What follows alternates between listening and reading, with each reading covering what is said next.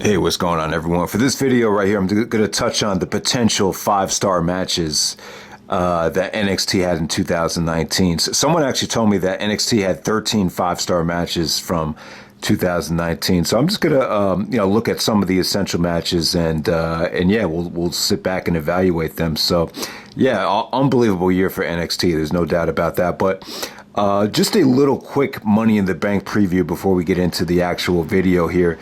So, with Money in the Bank, I would say that the curiosity factor for this pay-per-view, I think it's at an all-time high, but I think this is one of those pay-per-views. And a lot of the WWE pay-per-views were when you look at the show and you don't know exactly what to expect, they kind of suffer in terms of the buy rates, like, Vengeance 2001, for example, maybe even some of the King of the Rings.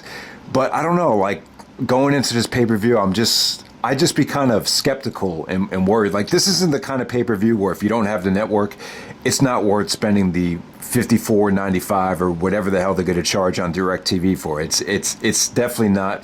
I would say you're definitely taking a risk as far as just ordering the one show if you wanted to watch it on actual television. But yeah, with the championship matches, you have Drew McIntyre actually defending the championship against Seth Rollins. I'm not going to really get into the storylines, but I like Rollins' heel turn. It really has a dark feel to it.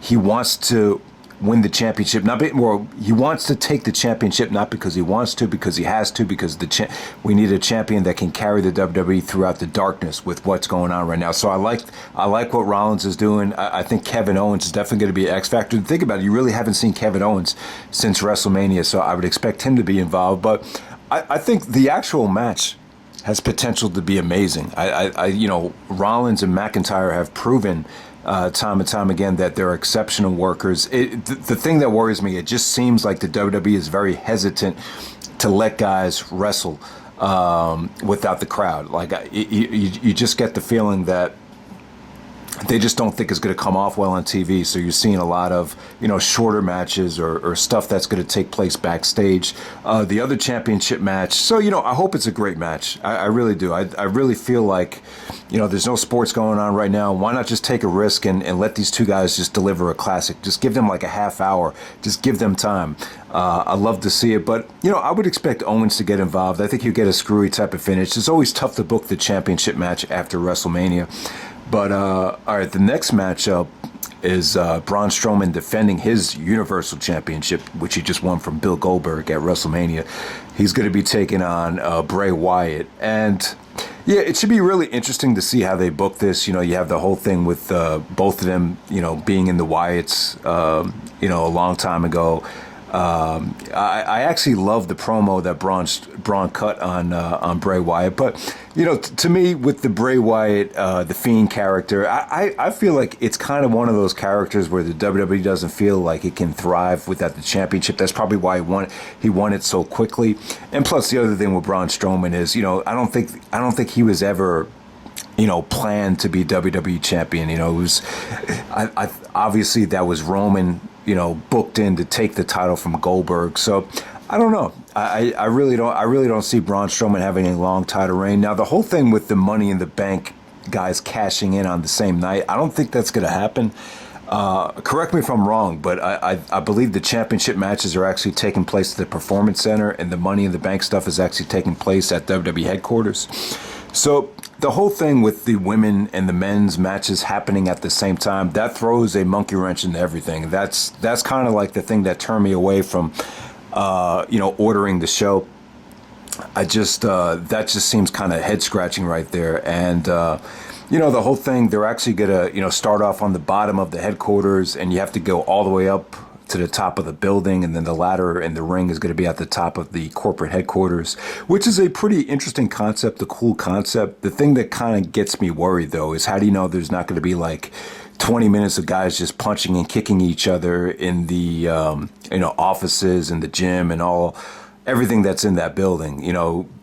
I know the Edge and Orton stuff kind of turned people away. But, we'll see Edge and Randy Orton have their WrestleMania rematch on Raw. If that match is really good, I'll try to review Raw. I'll never review Raw unless it's exceptional, but we'll see. Because I was really dying to see Edge versus Orton in WrestleMania. But yeah, I still agree. I think the way they booked it, they were just in a tough spot.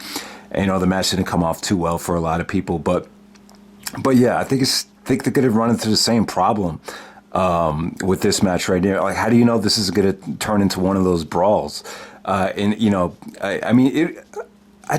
just think this match needs to be a match where the whole thing needs to take place in the ring. So just a little skeptical about it. But, the women's match kind of looks like whatever. I'm not really thrilled about the talent in that match. But with the men, you got AJ Styles and Bryan Danielson in the same match, not to mention Rey Mysterio, Aleister Black, and then you got the Dark Horse, which is Otis. Is that it? I believe. Trying to think. It was actually Uhaa Nation that actually got injured, and AJ actually is replacing him. So I don't know, man. I really don't see AJ winning that match because he's a replacement. Obviously because Daniel Bryan's in the match, you'd love to see him win. You would love to see him cash in on Bray Wyatt in a straight up match, maybe down the road. So that's a possibility. Definitely don't see Mysterio winning. I don't think Aleister Black has the personality to win it. Definitely don't see Otis winning it. So yeah, King Corbin will be the other guy. He's already won it before, but knowing the WWE's hard on for him, I wouldn't rule out him winning again either. So the main point for this video was to talk about some of the awkward transition, yeah.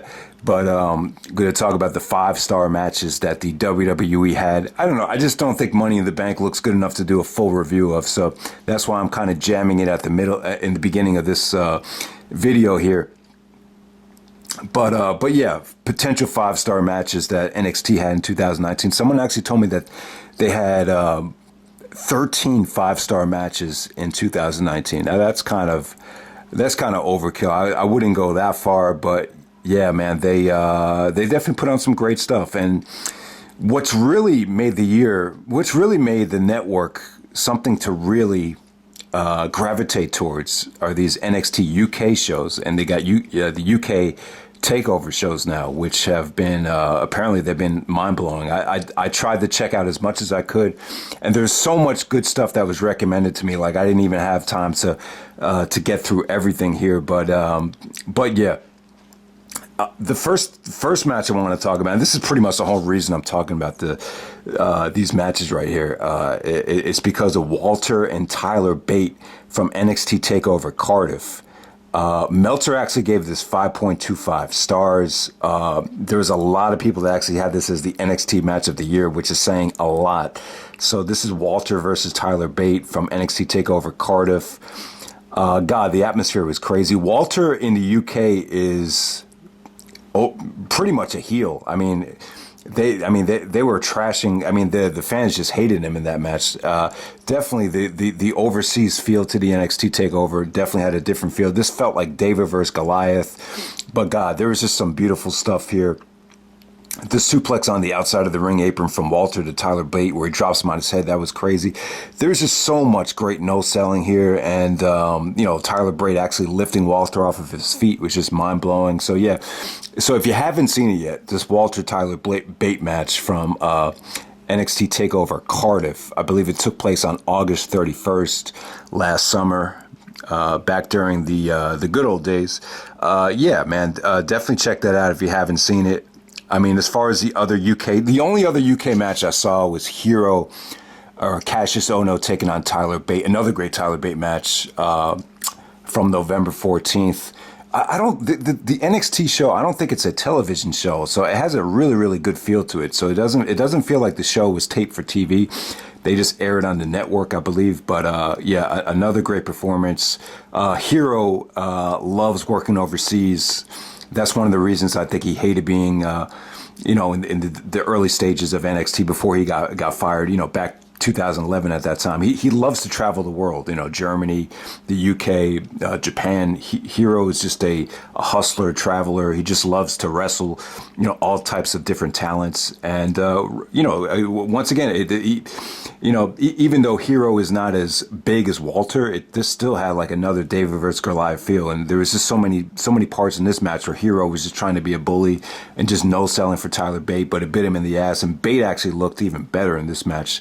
So those two Tyler Bate matches from the UK, definitely check them out. I wouldn't go the full 5 for either one, but if you really want to argue Walter and Tyler Bate from NXT TakeOver Cardiff, I can't deny anyone giving that 5 stars. If Meltzer thought it was as good to give it 5.25 stars, hey, I think that says something. So, all right, so let me just touch on the Gargano and Cole stuff. Gargano and Cole had a trilogy here, and I kind of have mixed feelings on it. Yeah, like I thought it was amazing.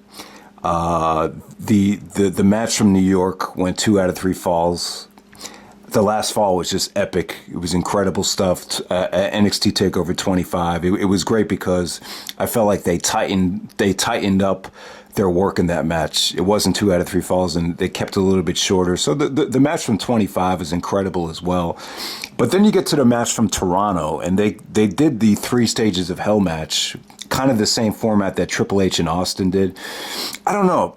Like, with the 3 stages of hell match, I think it needs to be like an explosion. Like, this is really, I think Shawn Michaels and Triple H did it as well. That came off a little bit more forced. But when Austin and Triple H did it, it was like, that was really like their first match, to be honest with you. The Survivor Series match ended up being more of a segment, and they dragged that feud on until No Way Out 2001, where it was just an explosion. But I don't know. With Gargano and Cole, it kind of became like a little bit of oversaturation. Yeah, there were some great table spots. There was some great stuff off the top of the cage. They really went through hell in the match. But 45. Once I saw it was 2 out of 3 falls, 45 minutes. It would just, I don't know. I just found myself a little bit bored through the match, to be honest with you. But I respect what they did. Gargano and Cole really took. They really took NXT to a new level when you think about it. I thought the first 2 matches were exceptional. I just thought by the time you get to Toronto, the feud had really run its course. But, give them credit. They put themselves through hell. If someone edits some of the stuff from Toronto out, it's going to look like that was the best match they had because of the brutality and all that stuff. But, yeah, the Gargano Cole stuff was great. I wouldn't go the full 5 on any of the matches. That's just me. But if you want to give the 25 one and the New York one 5 stars, I got no problem with that. Like I said, Meltzer actually gave the first one 5.5. I believe he gave the 25 one 5.25. I don't know if he rated the Toronto one, but yeah. Also, the match that's really going to get lost in the shuffle here is Gargano and Ricochet from Phoenix. I think this is just as good as the Cole matches. This is like Ricochet's last really big takeover match before heading to the main roster, and it just came off great. These are 2 Evolve Dragon Gate USA guys that just kept getting better and better as time goes on. And I thought this was even like a better pairing than Gargano and what's his name, Finn Balor, who wrestled in Portland. This was even better than that match, in my opinion, in terms of the athleticism and the skill. So that was incredible. I didn't have a chance to rewatch it, so my memory is not really that precise on it, but I just remember the first time I watched it, it was incredible. So yeah, definitely don't sleep on the Phoenix match. It just seems like that match, Gargano's had so many matches that are going to get that you just feel like that match is going to get lost in the shuffle. I think a lot of people have that mentality about that match, but yeah, it was awesome. So next up, the Toronto, like I said, the Toronto show, other than the Cole and Gargano stuff, I would probably say Candice and Lo Shirai from Toronto was the best, probably the best women's match of the year. That seemed to get more attention than the Shayna stuff. The Shayna Baszler stuff is so brutal, and it's so, they try to make it like it's a real fight. So those matches really didn't escalate in terms of star ratings. But Candice looked great in that match. She's really toned up since her PWG days. I'm going to try to review a classic PWG show with Danielson and Sammy. And Candice is actually on that show, and that show came out in 2007. So Candice has been around for a while, but she's just gotten so much better. She just looks so good now. And Lo Shirai, really another great performance from her. She looked great in this match as well as the War Games match. So yeah, that was really, really good stuff. So the other matches that's probably the women's match of NXT from 2019, but I wouldn't argue that it was a 5-star match. That might be going a little bit too far there. All right, so the next matches that would be in contention are the War Games matches. So both the War Games stuff was awesome. Kevin Owens was like a surprise entrance in the men's War Games match, and that just brought so much life to that match. And the stuff between Cole and Ciampa was awesome. Cole took a vicious table bump, and the show ends with Dr. Britt Baker from AEW just looking like really scared for Adam Cole. I had no idea, but I guess they're actually going out. Guy from NXT and a girl from AEW. So that's really an interesting situation right there. But yeah, and they actually acknowledged Dr. Britt Baker. But yeah, the men's War Games match, it was pretty amazing. But nowhere near a 5-star match. But it's just the War Game stuff. It's just, I don't know, man. They both just had such an edgy feel to it. Especially, the thing about the men's one was definitely a better match. But the women just had such a refreshing feel to it. It like all the women that were involved in that match, I just felt like there was somewhat of an edge to just everything that was going on there.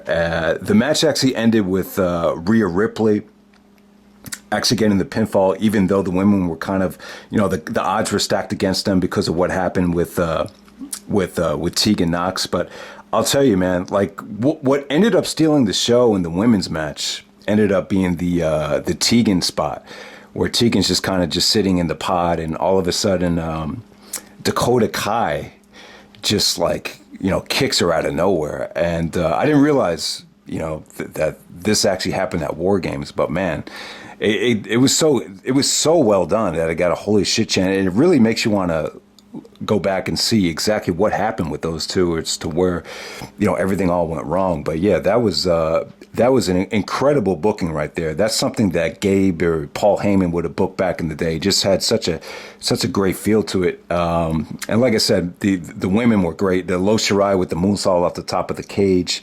that was really, really good stuff. And yeah, man, that women's War Games match, I'm glad. I almost passed up on it. I was like, I'll just watch the men. But since it started off the show, I was like, man, I'll check out this women's War Games match too. And it was really, really good stuff. I definitely put it in the top 10 NXT matches of the year from what I've seen. So, there's so much stuff that was recommended. So many of you guys are just really, really good lists that, I didn't have a chance to watch everything. So there's so many good matches from the television show that I didn't even check out, like the Revival versus the Undisputed Era, Gargano versus Velveteen Dream, Roderick versus Keith Lee versus Dijak from 1023.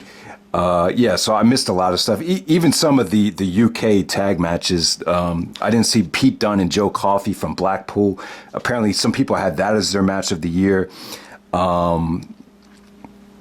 Really, like, the stuff that I've really felt bad about missing too was some of these like triple threat tags from the UK, like the Grizzled Vets versus Gallus versus Mark Andrews and Flash. Flash Flanagan? Yeah, those matches are really highly praised, but I didn't get to see them. So if you saw any of those UK Takeover tag matches with Mustache Mountain and the Grizzled Young Vets, that's from NXT Takeover Blackpool. That's another match that I slept on. But if you saw any of those matches, let us know how good they were. But yeah, I'll just end the video like this. So this would be the top 10 NXT matches of 2019 from what I've seen. And, some people might say this is NXT's best year to date, which is saying a lot. But I don't know. 2018, 2019, the last 2 years for NXT were incredible. I mean, every year for NXT has been really, really good, but it just feels like it's just getting better and better. And now they're expanding with the stuff in the UK. So, and then you got the 205 Live stuff. So, even though the main roster stuff, and so I'll tell you, man, I'd be subscribed to the WWE Network if I knew that the main roster pay-per-views were going to deliver, but they just don't deliver for me. I mean, it was hard enough just to put together 10 matches from 2019. But But, you know. But here we go. The top 10 NXT matches of 2019. At number 10, I got Riddle versus Velveteen Dream from New York. That match isn't really getting a lot of love, but I love seeing Bill Simmons. He's like one of my favorite basketball analysts. He was actually in the crowd, and I think Riddle did his straightjacket German out of the ring, and like he just had like such a smile on his face. Like it just seemed like everyone just enjoyed the match. The match just had a lot of personality, a lot of fun. So Riddle versus Velveteen Dream from New York. Got that at number 10. Number 9, I got the Women's War Games match. Number 8, I got Tyler Bate versus Kassius Ohno from NXT in the UK from November 14th. Number 7, I got Roderick Strong versus Matt Riddle from NXT TakeOver 25. Number 6, I got Walter versus Pete Dunn from NXT TakeOver New York. Number 5, I got the Men's War Games match. Number 4, I got Gargano versus Cole from NXT TakeOver 25. By the way, about the War Games match, there's so many bumps that Cole took where I'm just like, man, you really got to trust that guy to do a spot like that. You know, Cole and Owens used to be friends back in the PWG days. I think Cole even beat Owens for the PWG title. That Canadian destroyer that they pulled off in the middle of the rings, God, that looks scary. Also, the shell shock that Ciampa gave Cole through the table off the top of the cage. Like when I'm watching that, I'm just, man, if Ciampa makes one wrong move, Cole could be like paralyzed. And, you know, you had the whole reaction of Dr. Britt Baker too. So yeah, that War Games match, pretty sick. You know, if you want to say that's a 5-star match, I wouldn't go the full 5, but if you thought it was, I just feel like a lot of the War Games matches, they kind of, you know, drag a little bit once everybody gets into the ring. But, you know, number 4, I said Gargano Cole from NXT TakeOver 25. And number 3, I got Walter versus Tyler Bate from NXT TakeOver UK, the Cardiff show in the UK.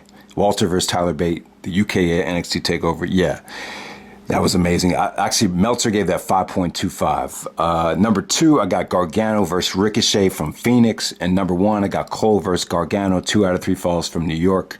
Those are my top 10 NXT matches of 2019. If you guys get a chance to see Money in the Bank, you guys want to recommend any matches that I slept on here, let me know. So yeah, NXT, incredible year in 2019. And yeah, we'll see what happens on Raw between Edge and Orton. All right.